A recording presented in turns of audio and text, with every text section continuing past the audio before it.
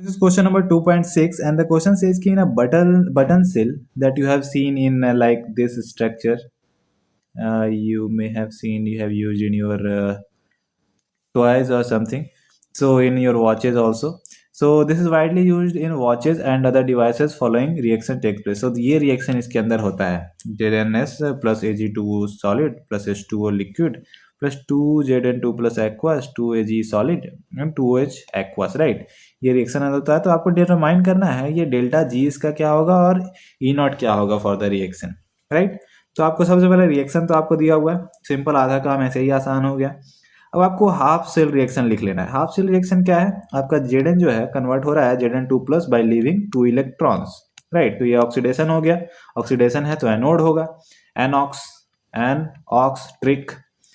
अब आपको जो यहाँ पे है Ag2O plus H2O liquid plus 2 electron, इससे आपका बन रहा है 2Ag और 2OH माइनस। तो यहाँ पर आपका देखो OH यहाँ पे रिडक्शन हो रहा है, by taking electron it is getting reduced, तो रिडक्शन हो रहा है, तो cathode that is red cat, red cat, इससे आप याद रख सकते हो ट्रिक, राइट?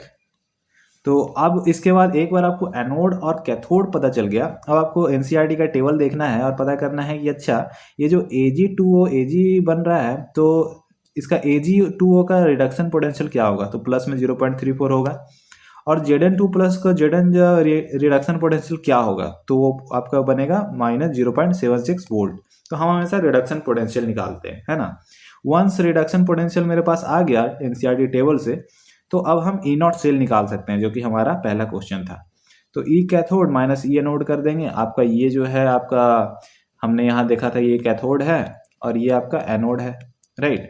तो कैथोड में ये वाला वैल्यू पुट कर देंगे और एनोड में ये वाला वैल्यू पुट कर देंगे, और ई नॉट सेल आपका निकल जाएगा 0.34 minus minus 0.76, that is 1.10 volt, right?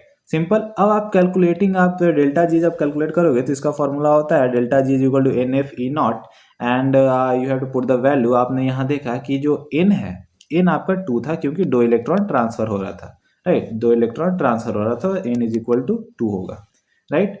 अब आप यहाँ पे 2 पुट कर दो, और एफ का वैल्यू 1 फराड है, 96500 कूलम होता है, आपको पता ही है एसआई यूनिट में। एंड ई नॉट सेल आपका 1.1 आपने यहाँ पे कैलकुलेट कर लिया, सारे को पुट कर दो।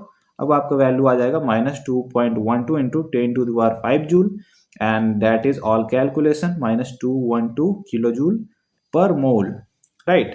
तो ये आपका सिंपल सा चीज है, ओके, सिंपल।